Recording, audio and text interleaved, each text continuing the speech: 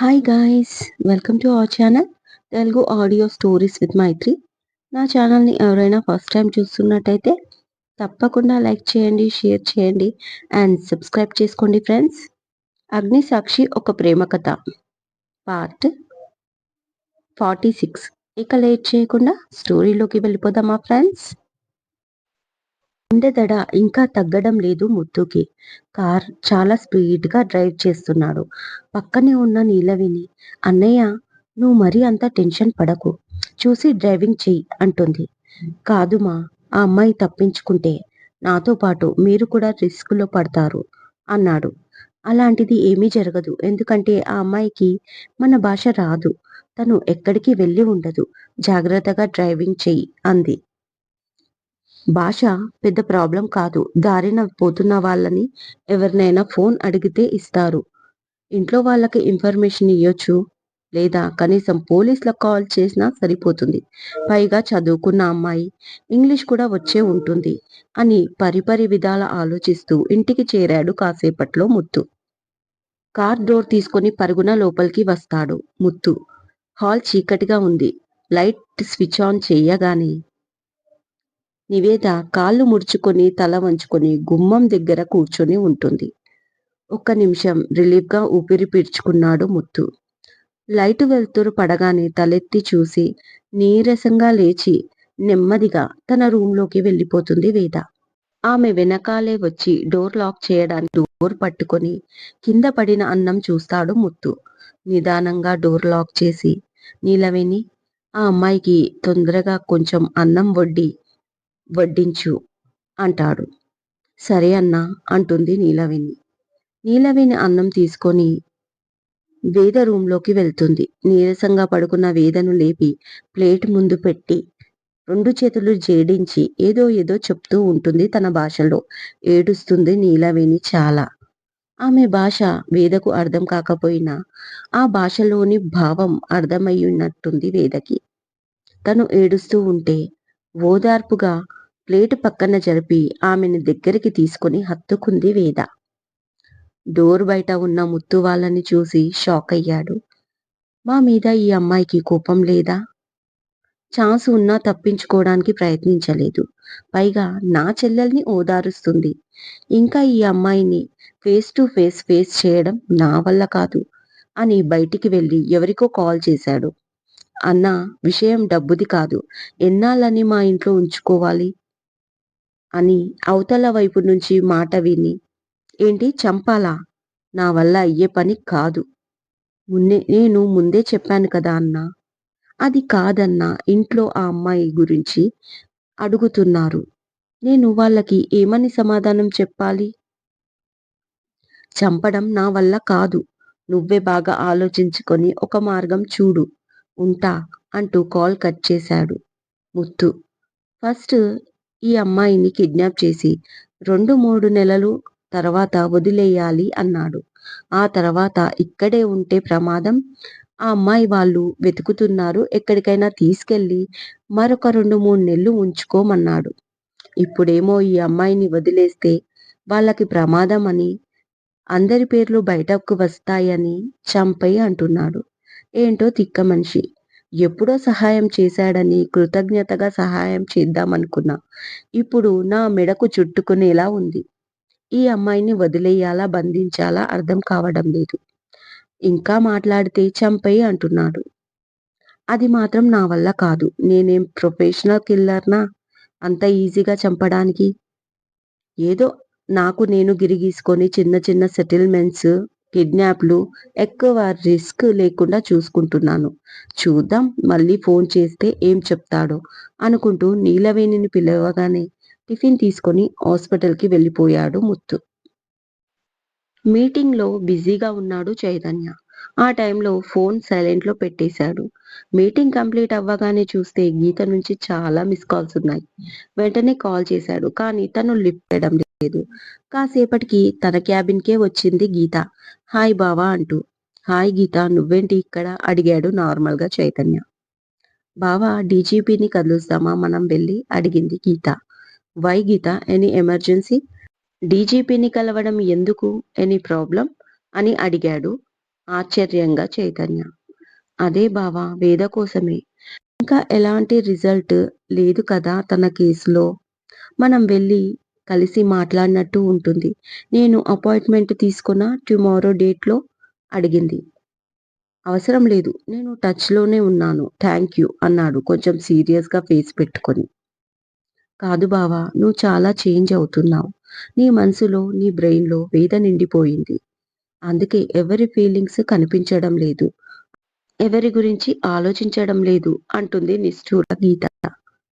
ఇప్పుడు ఎవరి గురించి నేను ఆలోచించలేదు. ఏదైనా ఉంటే స్ట్రెయిట్‌గా చెప్పు అంటాడు చైతన్య. స్ట్రెయిట్‌గానే చెప్తున్నా. అసలు నా మీద కోపం ఎందుకు?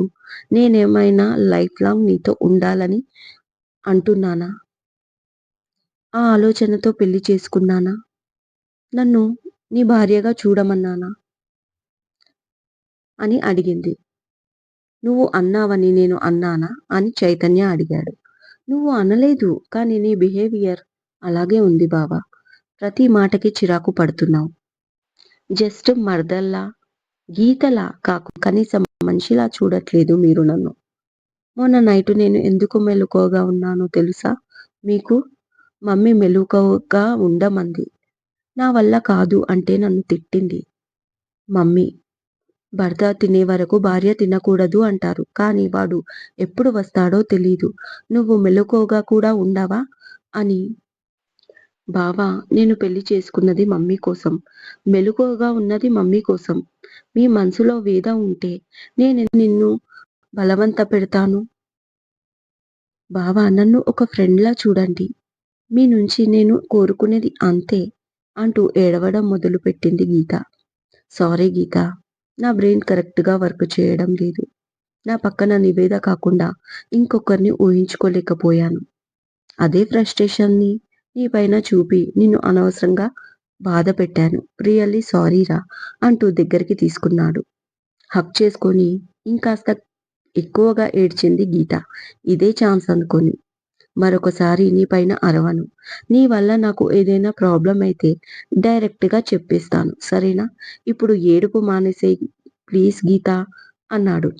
డైరెక్ట్‌గా చెప్పేస్తాను అన్న మాట ఎక్కడలేని కోపం వచ్చింది గీతకి. ఇప్పుడు చూపించకూడదు అని ఊరుకుంది. మళ్ళీ నార్మల్‌గా ఓకే బావ నేను ఏడుపు మానేశాను అంటూ కాళ్ళు తుడుచుకొని, ఇప్పుడు ఒకరికొకరం సారీలు, థాంక్స్‌లు చెప్పుకోనవసరం లేదు. ఎందుకంటే మనం ఫ్రెండ్స్ కదా! అంటుంది నవ్వుతూ గీత. డెఫినెట్‌లీ మనం ఫ్రెండ్స్ ఓకేనా? అన్నాడు చైతన్య. హా! బావ నాకు బాగా ఆకలిగా ఉంది. ఈ ఒక్క రోజు నన్ను రెస్టారెంట్‌కి తీసుకెళ్ళవా? ప్లీజ్ ప్లీజ్ మళ్ళీ 1 వీక్ వరకు అడగను అంటుంది గారాలు పోతూ.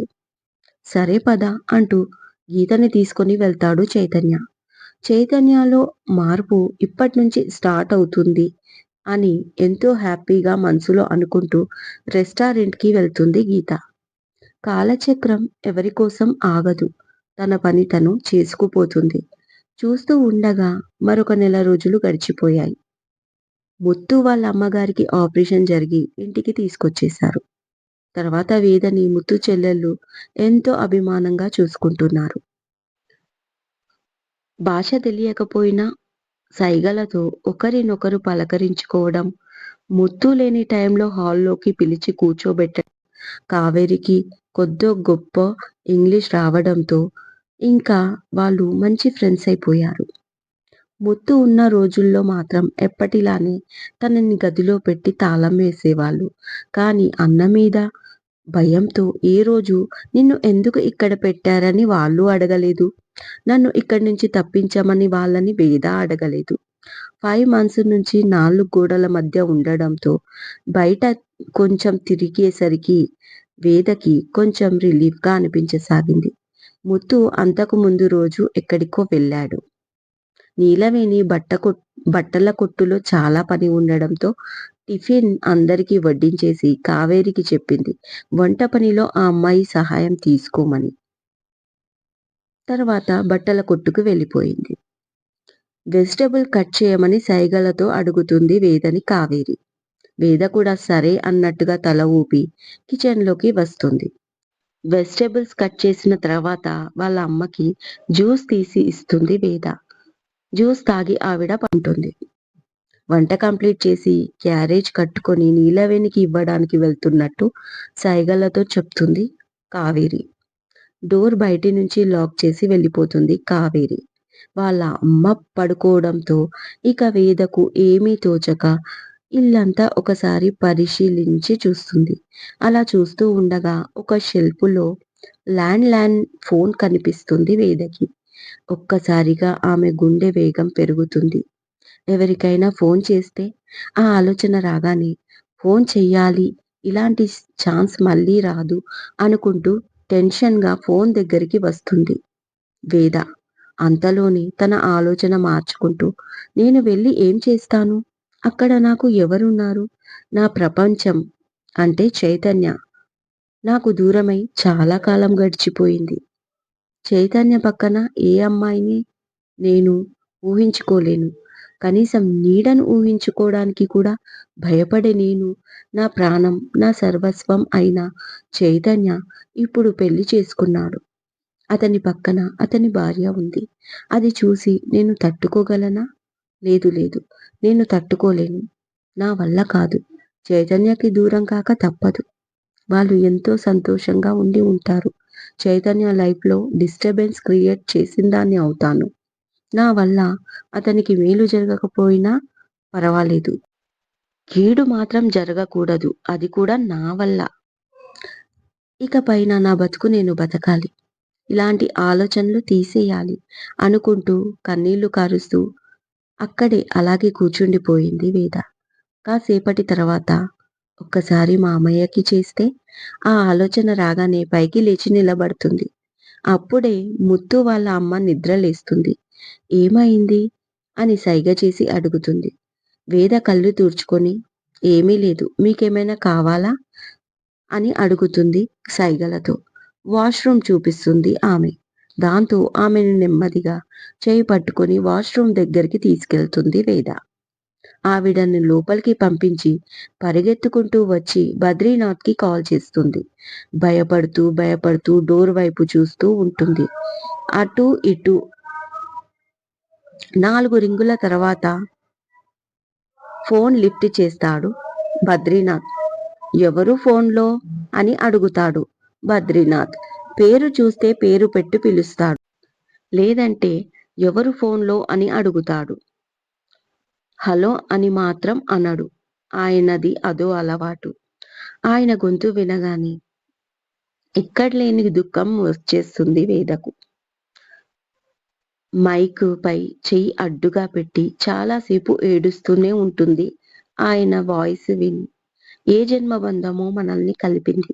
మీ రుణం ఈ జన్మలో తీర్చుకోలేను అని మనసులో అనుకుంటుంది వేద. కానీ ఒక్క మాట కూడా మాట్లాడదు. అలాగే ఏడుస్తూ ఉండిపోతుంది. ఆయన అటువైపు నుంచి ఎవరు? వినిపించడం లేదు. ఎవరు ఫోన్‌లో? అని చాలా సార్లు అడిగి సిగ్నల్ ప్రాబ్లమ్ అనుకొని కాల్ కట్ చేస్తాడు. నెక్స్ట్ 2 రోజులు అలాగే జరుగుతుంది.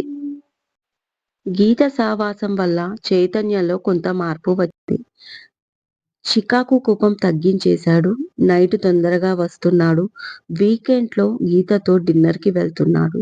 సేమ్ టైం గీత తన గదిలో అడుగుపెడితే ఎందుకు వచ్చావ్ అన్నట్టుగా చూస్తున్నాడు. పక్కన నడుస్తున్నప్పుడు సరదాగా చెయ్యి పట్టుకుంటే విదిలించుకుంటున్నాడు. గీత 10 సార్లు కాల్ చేస్తే ఒక్కసారికే రెస్పాండ్ అవుతున్నాడు. కానీ ఎంత చేసినా అతని మనసు మాత్రం మార్చలేకపోతుంది గీత. వీకెండ్‌లో ఫ్యామిలీ మొత్తం ఫార్మ్ హౌస్‌కి వెళ్లి ఎంజాయ్ చేద్దాం అని అంటుంది గీత. అక్కడికి వెళ్తే ఇద్దరు ఒకే రూమ్‌లో ఉండొచ్చు అన్న ప్లాన్ వేస్తుంది. నాకు వర్కుంది శశిని తీసుకెళ్ళండి అంటాడు చైతన్య. నువ్వు రా కన్నా నాకోసం ఎప్పుడూ పనే కదా కొంచెం రిలాక్స్‌గా ఉంటుంది అంటుంది మాధవి ఎంతో ప్రేమగా. Okay ma'am. మార్నింగ్ మీరు బయలుదేరండి. ఈవినింగ్ వర్క్ కంప్లీట్ అయ్యాక నేను వచ్చేస్తా అంటూ ఫామ్ హౌస్ దగ్గర అన్ని ఏర్పాట్లు చేసేస్తాడు. మార్నింగ్ అందరూ వెళ్ళిపోతారు. ఈవినింగ్ వరకు వర్క్ కంప్లీట్ చేసుకొని చైతన్య కూడా బయలుదేరతాడు. దారిలో భాస్కర్ దగ్గరికి వెళ్తాడు బద్రీనాథ్‌ని కలవడానికి. ఆయనతో కాసేపు మాట్లాడి బయలుదేరే ముందు బద్రీనాథ్ ఒక పేపర్ మీద ఒక ఫోన్ నంబర్ రాసి ఇస్తాడు. ఈ నంబర్ నుంచి నాకు మిస్ కాల్స్ వస్తున్నాయి. లిఫ్ట్ చేస్తే ఎవ్వరూ మాట్లాడట్లేదు. రాంగ్ నంబరే అయ్యి ఉండొచ్చు. కానీ ఎందుకో ఏదో చిన్న ఆశ. ఎందుకైనా మంచిది. ఒక్కసారి ఈ నంబర్ ఎవరిదో కనుక్కుంటే మనకు అనుమానం పోతుంది కదా బాబూ అంటాడు బద్రీనాథ్ కళ్ళ నిండా నీళ్లతో. ఆయన్ను అలా చూసేసరికి చాలా బాధనిపిస్తుంది. ఆ పేపర్ తీసుకొని కోట్ ప్యాకెట్‌లో జాగ్రత్తగా పెట్టుకొని, నేను కనుక్కుంటాను మీరు జాగ్రత్తగా ఉండండి. ఎక్కువ ఆలోచించకండి అని చెప్పి బయలుదేరతాడు చైతన్య. దారిలో వర్షం స్టార్ట్ అవుతుంది. వర్షం ఎక్కువగా ఉండడంతో ఒక చోట చెట్టు కింద ఆగి నిలబడతాడు. వేద ఆలోచనలు రాగానే వేద వర్షంలో ఆడుతున్నట్టు, తన పక్కన నించొని ఉన్నట్లు, తనకేదో చెప్తున్నట్లు, ఇద్దరు వర్షాన్ని ఎంజాయ్ చేస్తున్నట్టు అనిపిస్తుంది కాసేపు. ఆ దశలోనే ఉండిపోతాడు చైతన్య. పక్కన ఉన్న ఒకతను తట్టి వర్షం తగ్గిపోయింది అని చెప్పడంతో ఈ లోకంలోకి వస్తాడు చైతన్య. మళ్ళీ స్టార్ట్ అవుతాడు. దారిలో కార్ ట్రబుల్ ఇస్తుంది. రిపేర్ చేయించుకొని వెళ్ళేసరికి 9:30 అవుతుంది నైట్‌కి. చైతన్య పూర్తిగా తడిసిపోయి రావడంతో, "కన్నా పూర్తిగా తడిసిపోయావా? ఎక్కడైనా కాసేపు ఆగలేకపోయావా?" అడిగింది మాధవి. "అమ్మా, అన్నయ్య కారు మధ్యలో ట్రబుల్ ఇచ్చింది. రిపేర్ చేయించుకొని వచ్చేసరికి లేట్ అయింది. అందుకే తడిసిపోయాడు" అంటాడు శశి. "కన్నయ్య, నువ్వెళ్ళి ఫ్రెష్ అప్ అవ్వు. అందరం డిన్నర్ చేద్దాం" అంటుంది సరోజిని. గీత టవల్ ఇచ్చి రూమ్ చూపిస్తుంది. టవల్ తీసుకొని రూమ్‌లోకి వెళ్ళేసరికి వెనకాలే వచ్చిన గీత, "బావా, చిన్న రిక్వెస్ట్" అంటుంది ఇన్నోసెంట్‌గా ఫేస్ పెట్టి. "ఏంటి గీత" అని అడుగుతాడు తల తూర్చుకుంటూ చైతన్య. "అది బావా, మన రూమ్‌లు పక్కపక్కనే ఉంటాయి కదా! ఇప్పుడు నువ్వు నేను సెపరేట్‌గా ఉంటే మమ్మీకి డౌట్ వస్తుంది. అందుకని ఇవాళ ఒక్కరోజు ఒకే రూమ్ షేర్ చేసుకుందామా ప్లీజ్" అడుగుతుంది గీత. కాసేపు ఆలోచించిన చైతన్య సరే అంటూ వాష్‌రూమ్‌లోకి వెళ్తాడు. తన ప్లాన్ వర్కౌట్ అయ్యింది అని హ్యాపీగా ఫీల్ అవుతూ కిచెన్‌లోకి వెళ్తుంది గీత. డ్రెస్ చేంజ్ చేసుకొని కోట్‌లో ఉన్న పేపర్ తడిసిపోవడంతో టేబుల్‌పై ఆరబెడతాడు. నంబర్లు చెరిగిపోయి కొంచెం కొంచెం మసకగా కనిపిస్తున్నాయి. చివరి సంఖ్యలు మాత్రం 3435 మైండ్‌లో ఫిక్స్ అయిపోతాయి చైతన్యకి. అందరూ కలిసి డిన్నర్ కంప్లీట్ చేస్తారు. కాసేపు మాట్లాడుకున్న తర్వాత, "నేను పడుకుంటాను మామ్" అంటూ రూమ్‌లోకి వెళ్ళిపోతాడు చైతన్య. "గీత, కన్నయ్యకి వేడి పాలల్లో పసుపు వేసి ఇవ్వు. తడిసిపోయాడు కదా, కోల్డ్ చేస్తుంది" అంటుంది సరోజిని. "గంగకి చెప్పి వచ్చాను దేవి" అంటుంది మాధవి. "ఏ, కోడలికి పని చెప్పవా?" అంటూ నవ్వుతుంది సరోజిని.